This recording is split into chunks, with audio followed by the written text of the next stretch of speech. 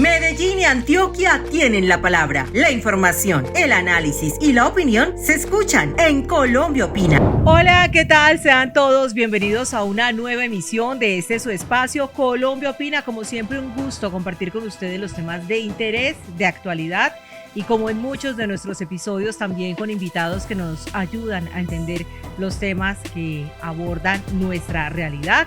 Saludo primero, antes de presentar a nuestro invitado, a mi compañero en el set, Juan Fernando Jaramillo Galvis, abogado, quien también tiene un papel muy importante en este tema que vamos a abordar hoy, que les anticipo, vamos a hablar acerca del aborto. Muchas perspectivas, un tema polémico, complejo. Juan Fernando, qué gusto saludarlo. Caterine, el gusto es mío, qué bueno saludarla a usted, a toda la audiencia y a nuestro invitado, que es un médico que fue presidente de la Asociación Médica de Antioquia, que hoy nos pone de presente un punto de la discusión que llevamos mucho tiempo haciéndolo, y es el aborto. Más allá del tema religioso, vamos a abordarlo desde el punto de vista científico, desde el respeto médico hacia las mujeres, hacia las personas. Bueno, en fin, hoy vamos a dar y convidar, como dicen las tías. Así es, y usted ya lo decía, pues saludamos también entonces al doctor Carlos Valdivieso, médico cirujano, expresidente del Colegio Médico de Antioquia. Doctor Carlos Valdivieso, muchas gracias por acompañarnos en este episodio y bienvenido a Colombia Opina. Muchísimas gracias, Katy, muchas gracias, Juanfer, y definitivamente pues ese es un tema muy interesante, en el cual lo que hay que hacer es un llamado a la población. Ah, ya arrancó. ¿Cómo le parece? No le hemos hecho ni la primera y ya arrancó este hombre. Va de afán. Va para el aeropuerto. Bueno, lo que queremos, arránquele ya, pues ya arrancamos. Es hacer un llamado a la población a la reflexión. Aquí no se trata de estigmatizar a nadie, ni mucho menos desde el punto de vista de los médicos, sino llamar a la reflexión a toda la población. Básicamente, pues fundamentalmente desde nuestra opinión, a los médicos, y también a la población en general. Ok, sí, Caterine, mire, pongamos esto en contexto. Esto no se trata de ser conservador y liberal, es saber si hay vida en el trayecto de la concepción o no lo hay, ¿cierto? ¿Qué se está tocando ahí? ¿O qué se está expulsando? ¿O qué se está interrumpiendo? ¿Vida o no? Ahora bien, hay una discusión con la Corte Constitucional que le metieron a eso. Yo diría, la última de eso es política, agradar a cierta parte de los colombianos. Y eso de agradar no está en la Constitución, no, agradar no. Esto es lo que se dice y esto es lo que no se dice. Planteado ese escenario. Vamos a hablar hoy con nuestra audiencia y con la experticia de Carlos para que nos diga cómo está el pulso hoy por hoy además, Caterine, 80 millones de vidas, dicen los médicos, se interrumpen en el mundo, o sea, abortando. Eso es difícil de entender. Eso es muy difícil. Antes de que entráramos a este espacio, extra cámaras, extra micrófonos, el doctor Carlos Valdivieso nos daba justamente una estadística donde nos reseña cómo cada año desaparecen o se extirpan vidas del planeta por vía del aborto, más de lo que cualquier guerra ha hecho en el planeta. Y pues que sea usted, doctor Carlos Valdivieso, quien con esos números empecemos también a hacer una reflexión qué nos está pasando también como humanidad. Sí, es muy importante entender que el derecho a la vida es un derecho inviolable. Desde la Revolución Francesa, el doctor Jaramillo, que es abogado, lo conoce muy bien, pues ya este derecho a la vida se establecía como importante y las Naciones Unidas lo establecen. Entonces aquí se han cambiado los términos para decir que un aborto es la interrupción voluntaria del embarazo, como para cambiar la terminología. Pero como producto del aborto lo que tenemos es la pérdida de una vida, que es la vida de un embrión o un feto. Un embrión o un feto que desde la semana 12 tienen sistema nervioso y que son seres humanos evidentemente desde su concepción.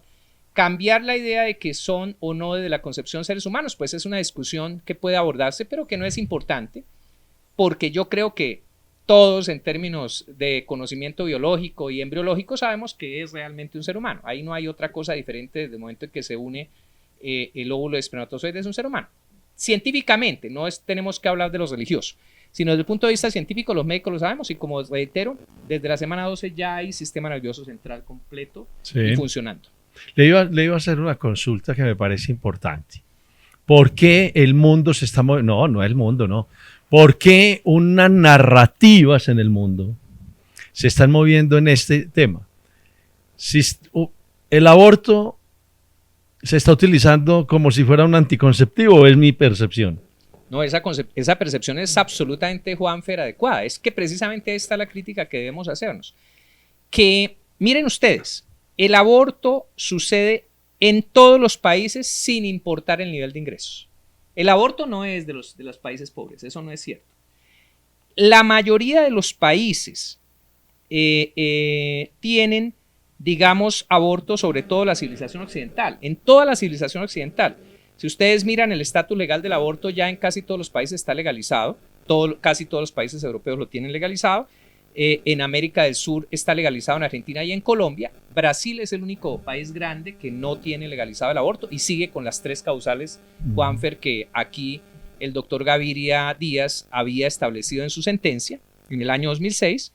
Estados Unidos tampoco está legalizado, como sabemos en este momento hay un retroceso en ese sentido, pero retroceso que tenemos que entender que es porque los americanos han reflexionado sobre estos asuntos y han decidido volver atrás en la liberalización del aborto.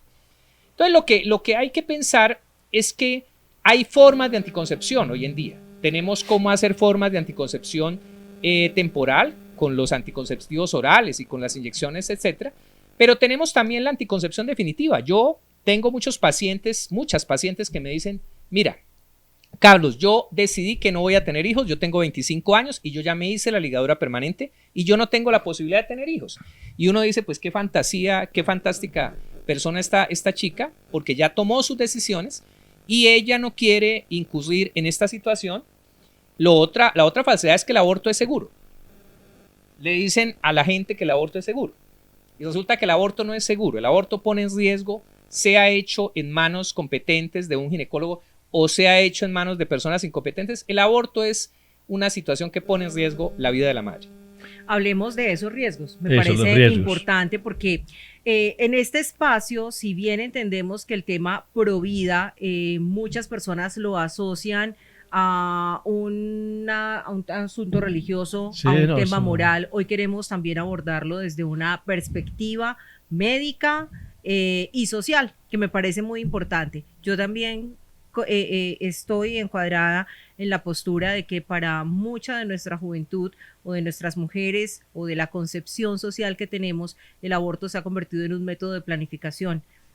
Usted ve que hay muchachas en edad universitaria que pueden tener hasta 5 y 6 abortos y uno dice, pero a ver, esto no es normal porque se volvió su forma de decir que no quiere tener hijos y, como usted bien lo menciona, uno de los métodos más utilizados en este momento por quienes están tomando decisiones responsables frente a su vida, su cuerpo y también respetar la otra vida que pudiesen gestar, pues están optando incluso por métodos definitivos como la ligadura. Hablemos de esas consecuencias, tanto las físicas, los riesgos y, por supuesto, esas consecuencias psicológicas y emocionales que también sabemos se cargan en el largo plazo. Sí, el aborto puede producir una serie de condiciones y de riesgos físicos para la paciente, desde el punto de vista de los sangrados que pueden producirse en un aborto, el mismo hecho del curetaje, porque no olvidemos cómo se hacen los abortos.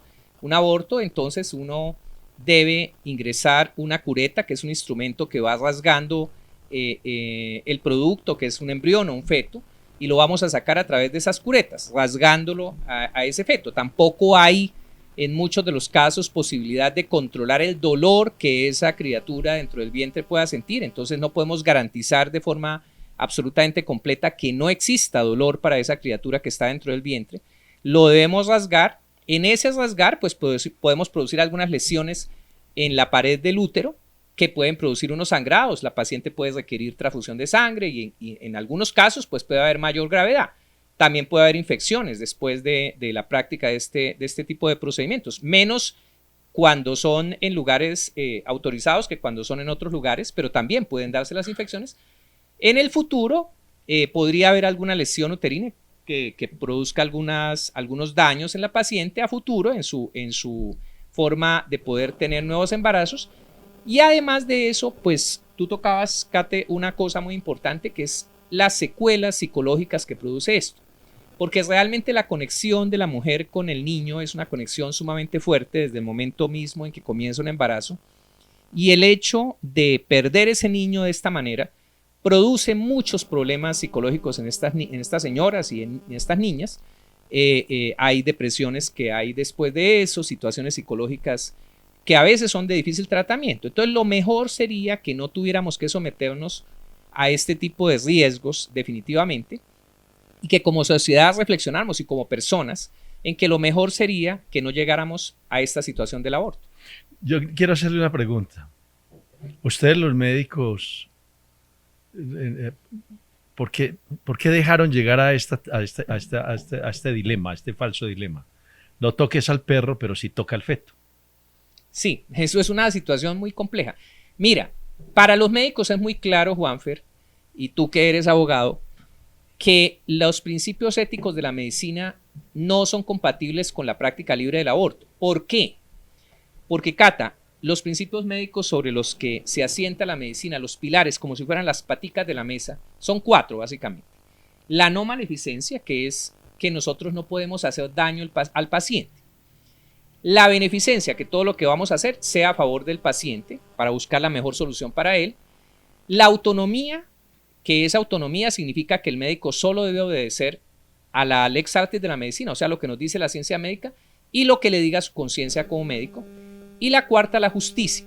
Entonces, tal vez la única que no se discutiría es el principio de la autonomía, porque el médico obedece a su conciencia, pero en cuanto a la no maleficencia, a la beneficencia de la justicia, el aborto es incompatible con la práctica de la medicina. Es que la medicina, y respondiendo la pregunta de Juanfer también con esto, la medicina los médicos están para preservar la vida y para aliviar el dolor. Por eso es que en la eutanasia hay tanto cuestionamiento, porque nosotros sí tenemos que aliviar el dolor, es obligación del médico. O sea, nosotros no podemos sustraer a esas dos obligaciones, cuidar la vida, preservar la vida y aliviar el dolor. Y en el aborto no hay ninguna de las dos, lamentablemente, así es. O sea que no toque el perro, sí toque al feto. Sí, eso no puede ser, es un contrasentido. Es contrario a la normativa moral, la regla moral que nace de los principios éticos de la medicina y no corresponde a la humanidad, porque nosotros en la humanidad, digamos que hemos desviado el concepto del humano y de la protección de la vida humana, definitivamente. Yo creo que no tocar al perro, no tocar al niño, y además así también es. Me impacta mucho que se hacen grandes esfuerzos mediáticos, comunicacionales, políticos y legislativos en favor de contrarrestar la vida pro aborto, y no se hacen los mismos esfuerzos para llevar educación a una sociedad con alternativas que le permitan poder tomar decisiones reales sobre su cuerpo y su vida y no llevarlo a un límite como la decisión de tengo que abortar, sino que podamos tomar decisiones sobre cómo planificar y tener una sexualidad responsable, que a la larga pues es el fin de toda esta discusión. Miremos un poquito cómo está la legislación. Comenzamos con un panorama global sobre la legalidad. Según datos de la Organización Mundial de la Salud y otras fuentes confiables, la legislación varía significativamente entre países. Por ejemplo, prohibición total en países como El Salvador, Honduras, Nicaragua, República Dominicana, Malta y el Vaticano. Y el aborto está completamente prohibido sin excepciones legales, permitido solamente bajo ciertas circunstancias especiales en naciones como Venezuela, que sabemos que es legal solamente si la vida de la mujer está en peligro, y bueno, en países también como Canadá, Uruguay, Argentina, gran parte de Europa Occidental, pues el aborto es legal, pero a petición de la mujer durante las primeras semanas de gestación. Y estas diferencias pues nos reflejan que hay diferentes consideraciones culturales, éticas y políticas que están influyendo en la legislación de cada país. Es decir, no hay una verdad absoluta y revelada y el mundo no ha podido ponerse de acuerdo frente a esto, que hace que unas sociedades consideren que es legal y otras no. ¿Es simplemente postura política o hay alguna otra circunstancia que, digamos, haga que sea viable esta decisión? Bueno, estamos en un contexto muy interesante, ya que estamos, por ejemplo, ahora con cambios en la Iglesia Católica, por ejemplo, con un nuevo Papa, etc. Es interesante que el concepto de cristiandad se terminó. Ya no hay cristiandad. Recordemos qué era la cristiandad. La cristiandad era que los países ajustaban su legislación a los principios de la ética cristiana, ¿sí? Es decir, el evangelio y la palabra del evangelio. Pero eso ya terminó. Hoy en día, precisamente los países cristianos son aquellos países donde se producen más abortos. Si nosotros miramos, toda Europa pues es cristiana, se supone. Los países musulmanes no está permitido el aborto en casi la mayoría. Entonces eso pone la situación en un nuevo escenario donde esos valores de respeto a la vida pues ya no se siguen. Por eso mismo es, Kate y Juanfer, que nosotros tenemos que apoyarnos además de los valores religiosos, porque obviamente la población colombiana en su mayoría es cristiana, ¿no? Entre los cristianos católicos y entre los cristianos que son no católicos o evangélicos o otras denominaciones, donde se supone que hay para ellos, para esos cristianos, pues una norma de respeto a la vida que es muy, muy clara. Pero en general lo que tenemos que es llevar la reflexión a una reflexión filosófica de respeto a la vida humana, de la importancia de la vida humana en el cumplimiento de unas tareas que la vida humana tiene. Porque la naturaleza, si alguno es de Spinoza, ¿sí? Si alguno es espinosista, recordemos la forma de ver Spinoza ciertas realidades de la moral, si es espinosista, pues entonces la naturaleza o el que sea genera una serie de nuevos seres en la sociedad que van a resolver los problemas de esa sociedad. Y si nosotros, eso es otro asunto que tenemos que reflexionar, si nosotros vamos a terminar con la vida de esos seres que puede ser que vengan a esta sociedad a resolver problemas, pues también complicamos un poco la situación en forma general. Quiero a la audiencia explicarle una cosa. En Colombia se es persona cuando se nace. Entonces ahí es donde está el cuid de la discusión aquí. Claro. O sea que el que está adentro, el feto que viene en camino o que ya está formándose, que tiene el sistema nervioso central, no es persona. Entonces de ahí se ha pegado, digamos, el movimiento abortista de Colombia. Pero hay más allá de esa discusión. Ya lo ha dicho el médico Carlos, es que se ha comprobado científicamente que hay un sistema nervioso central en el periodo incluso que está autorizado en Colombia. Entonces, esa es una cosa complicada. Viene esta pregunta. ¿Cómo explicarle entonces a un colombiano o a una colombiana que aún sostiene que se es persona cuando se nace y no desde la concepción o cuando ya está creado el sistema nervioso central? El avance de la ciencia es absolutamente claro. No estamos en la ciencia de hace unas décadas, ni siquiera de hace unos siglos. Es claro que hay una serie de elementos potenciales evocados que pueden hacerse exámenes especiales en donde un neurólogo o un neurocirujano puede confirmar que hay pensamientos, que el sistema nervioso central está funcionando en estos seres, de tal manera que tienen que tener una dignidad diferente. No pueden ser, yo creo que tenemos que avanzar la sociedad humana a otro territorio jurídico, dado que hay otras realidades que podemos evidenciar a través de los exámenes clínicos en medicina, que permita garantizar el derecho a la vida como seres pensantes y con un sistema nervioso central efectivo desde el momento de las primeras semanas de la gestación. Entonces, creo que tiene que haber un cambio jurídico y el avance, ojalá, y lo espero yo, realmente espero verlo antes de que yo pueda morir, espero ver ese cambio en la concepción, porque eso sí es un cambio de mejoramiento de la sociedad humana como un todo.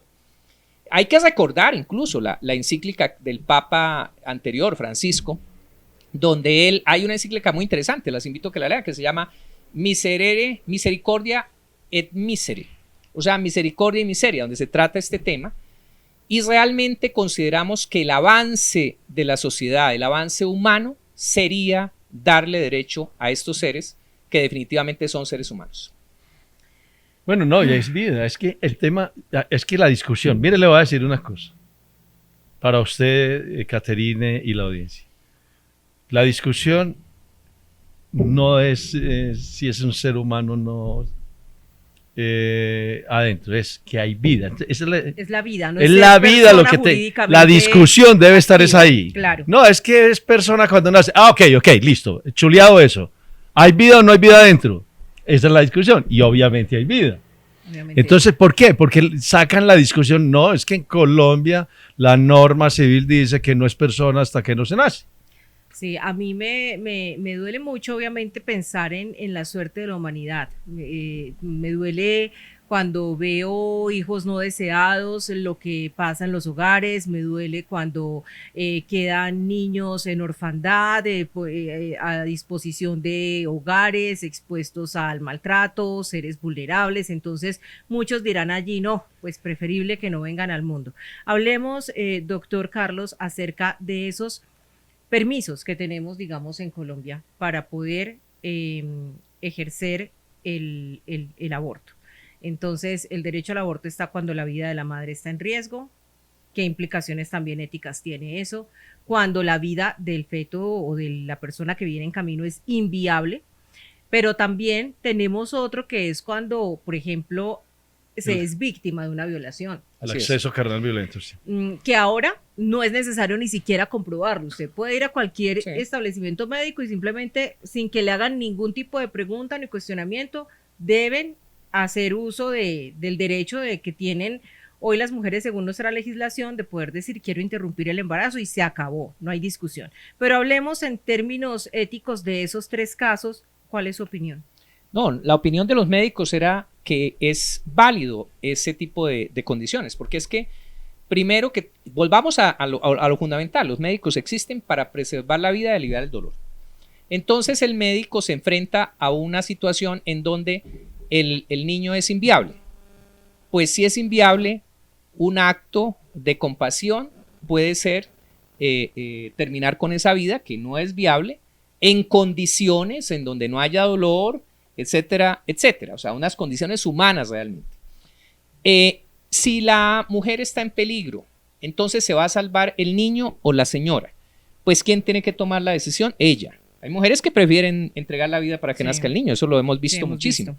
Y en el caso de la violación, pues cómo someter a la mujer a ese peso, siendo que hay esa situación de la violación debería desaparecer, porque definitivamente tenemos un conocimiento que nos permite en caso de violaciones entregarle a la paciente los medicamentos para que no haya un embarazo. Ahora, claro que estamos en la realidad de un país donde hay muchísima pobreza y hay lugares en donde una niña es violada por su padre o por alguien de su familia y está en medio de una selva o de un lugar muy alejado donde no tiene conocimientos. Ahí precisamente por eso lo consideramos válido los médicos. Pero lo que pasa hoy en día, Kate, es que después de la sentencia 055 del 2021, el 21 de febrero, del 2022, el 21 de febrero, hace 3 años, toda persona puede solicitar el aborto por debajo de las 24 semanas sin restricciones. Hay restricciones, básicamente esas 3 restricciones es por encima de la semana 24. Por encima de la semana 24 es que hay que decir que es o violación o que es porque antes de la semana 24 es libre. Sencillamente hay que decir yo quiero abortar y ya. Y ese pues es lo que ocasiona mucho sinsabor en los médicos. Los médicos que estamos en esta condición de expresar estas ideas como las que estoy expresando yo, somos perseguidos por los médicos que consideran que nosotros tenemos que aceptar la postura contraria y que tenemos que aceptar hacer un aborto contra nuestra conciencia en muchos casos. Los ginecólogos tienen problemas en las instituciones muchas veces a la hora de decir yo voy a hacer objeción de conciencia porque esto no va con mis principios. Y ojo que muchos de los que hacen objeción de conciencia no son religiosos. No es por religión, muchos de los por ciencia. Es por ciencia y porque están en desacuerdo con lo que eso significa desde el punto de vista de la ética médica.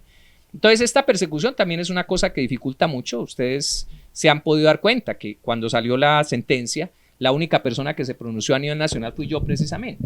Ninguna otra líder gremial nacional pudo pronunciarse porque estaban sometidos a una serie de vejaciones y digamos de bullying, como hoy en día decimos, le hacían bullying y lo perseguían a la persona que fuera a proponer esta situación, estas opiniones, y realmente ese bullying todavía continúa. Es un bullying que no a usted le hizo bullying la ministra Corcho, ¿no? Sí, muchísimo bullying en ese momento y pues ha continuado alguna forma de bullying que siempre se presenta a quienes defendemos estas posturas, Kate. Bueno, quiero decir algo. Kate decía hace un momentico, excepto que nuestro productor nos diga que ya estamos terminando. Ok. Kate decía que muchas personas no quieren tener hijos porque el mundo está en muchos problemas, etcétera, etcétera. Pero también hay que decirle a esas personas lo siguiente. En este momento, en la historia de la humanidad, no ha habido mejor mundo. Ciencia, tecnología, etcétera, etcétera. Eso es lo primero. Entonces, y viene lo segundo. Si no hay procreación, no hay cómo mantener los estados, no hay cómo mantener la salud, no hay cómo mantener los hospitales, no hay cómo mantener nada. Entonces, eso es, hay que jugarse ese balance. Tenemos un perro, tenemos un humano, tenemos un humano, tenemos un perrito. O sea, ese balance para que podamos seguir subsistiendo como sociedades, hombre. Muy importante tener la mascota, pero también es muy importante tener el ser humano y eso hay que equilibrarlo. No hay que irnos contra los que tienen animales, no. Pero tampoco hay que decirle a la gente no tenga hijos, no. Hay que equilibrar eso para que podamos seguir viviendo en sociedad, ¿no? Absolutamente pertinente. La tasa de natalidad en Colombia está bajando. Nosotros hemos pasado de tener una pirámide poblacional, Cata y Juanfer, y ahora estamos volviéndonos una columna poblacional. Entonces, lo que tú dices es absolutamente importante. No hay quien pueda reemplazar. Entonces, el llamado obviamente a todos es a que reflexionemos un poco. Aquí no se trata, como vuelvo y lo repito, desde el principio lo dije, de estigmatizar a nadie, sino de llevar a una reflexión más consciente sobre estos asuntos, inclusive, obviamente que no se ha penalizado en Colombia, pues la meta no es penalización de nada de esto, sino es llamar a la reflexión a la sociedad.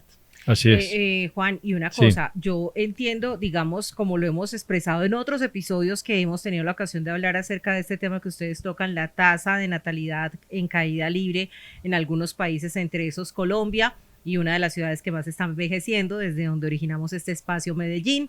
Hemos hablado también de las razones que llevan a las personas a tomar la decisión, particularmente las mujeres, de no querer tener familia. Y entendemos que hay unos retos modernos, a pesar obviamente de que coincido plenamente con usted en que nunca ningún rey contó en la Edad Media con todos los recursos que tuviera, con las comodidades que puede tener cualquier persona de clase media. Entonces, entendiendo eso, no es una justificación que el mundo está difícil, que mil cosas para entender el aborto como una salida. Yo creo que hay otras salidas en las que debemos hacer unos esfuerzos responsables como sociedad para permitirle a las personas tomar libremente sus decisiones de crear, de gestar una familia, de tener un propósito a través de un hijo, de encontrar ese amor que todos los días crece, que no se acaba, esa tarea incansable de entregarle buenos seres al mundo, que es maravillosa, quienes hemos tenido la oportunidad de ejercerlo, quienes no han tomado la decisión respetable, pero hoy el llamado es a defender la vida. La vida, y que el aborto no sea un método de anticoncepción. Y adicionalmente, también hay que decir que la práctica del aborto, incluso en contextos legales, conlleva desafíos para los profesionales de la salud, porque usted lo ha mencionado, la estigmatización del personal sanitario, no solamente del que participa, sino del que no quiere hacerlo, enfrenta estigmatización que lleva a un aislamiento profesional, donde muchos colegas incluso terminan distanciados por esas posturas, afectando el ambiente laboral, presión institucional.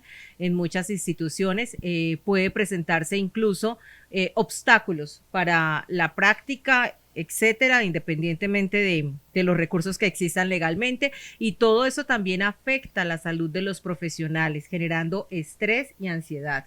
Una situación pues que nos hace pensar que hoy necesitamos un entorno de trabajo respetuoso para proteger a los profesionales que en cumplimiento de la ley o también en reserva de su conciencia, pues no quieren ejercerlo. Hablemos 2 minuticos sobre esa situación a la que se está enfrentando el cuerpo médico hoy por cuenta de todas estas nuevas paradojas en las que nos pone la legislación. Sí, es una situación muy compleja porque el médico hace un juramento que lo hace en el momento de su graduación. Eso está en la ley 23 de ética médica, en el capítulo 2, en el artículo 2, donde nosotros nos comprometemos a defender la vida desde la concepción. Es el juramento médico. Entonces el médico jura una serie de cosas y después en la vida tiene que venir a practicar un procedimiento que es contrario a la ética médica que él ha aprendido y que él juró. Eso genera muchísimos problemas en los médicos. Casi que un médico de estos que practica el aborto y que le toca todos los días siente en su cuello un collar de perlas y cada perla es cada una de las vidas que él ha tenido que cegar a través del aborto. Entonces imagínense ustedes cargar un collar de perlas en donde cada perla es la vida de un ser humano. Imagínense el peso que eso representa para muchos médicos. Es un peso que es realmente muy difícil para nosotros de soportar. Bueno, ese planteamiento es muy importante, pero miremos rápidamente, porque ya estamos terminando, médico, cómo estamos en abortos en América Latina, Colombia, cómo está en números. Sí, bueno, yo tengo aquí, había traído las cifras en números en Colombia, dice Profamilia que más o menos estamos cerca de los 200. No, pero Profamilia no tiene eso. No tiene, sí, nosotros pensamos que pueden ser fácilmente, Kate y Juanfer, 400,000 al año. ¿Al año? Puede ser por ahí. ¿Al año? Real, sí, al año. Dios mío. Al año. En América Latina realmente hay un problema muy serio y eso nos preocupa, que en América Latina, en Centroamérica y Sudamérica hay 44 abortos por cada 1,000 personas por año. 44. En Norteamérica ha bajado muchísimo, está en 17 por cada 1,000 personas. En Europa 29 por cada 1,000 personas. Y en África 34. El lugar donde más abortos se produce precisamente es Centro y Sudamérica. 44 por 1,000. Terrible. Centro y Sudamérica. Centro y Sudamérica son los lugares donde más abortos existen. Entonces, por encima de África. Por encima de África, son 34 en África. En los países africanos, recordemos que tienen poca legalización del aborto. Y allá pues hay un índice de natalidad casi hasta de 9 por cada pareja, de 9 niños por cada pareja. Entonces, no, es que entre África, Asia e India se van a quedar con el planeta. Hay una línea política que ha llegado a Sudamérica y que nos ha llevado a tener la tasa de abortos más grande del mundo. Entonces, eso nos debe llevar también a una reflexión ideológica y política aquí en América del Sur. Pero mira, ¿qué mensaje estamos enviándole a la sociedad con la legislación que estamos haciendo? En lugar de lo que digo, esos esfuerzos, generarlos más bien en campañas de educación y anticoncepción. Pero mira, Caterine, y mire, médico y la audiencia. Abortos y no quiero tener hijos nos va a llevar a un colapso durísimo más adelante.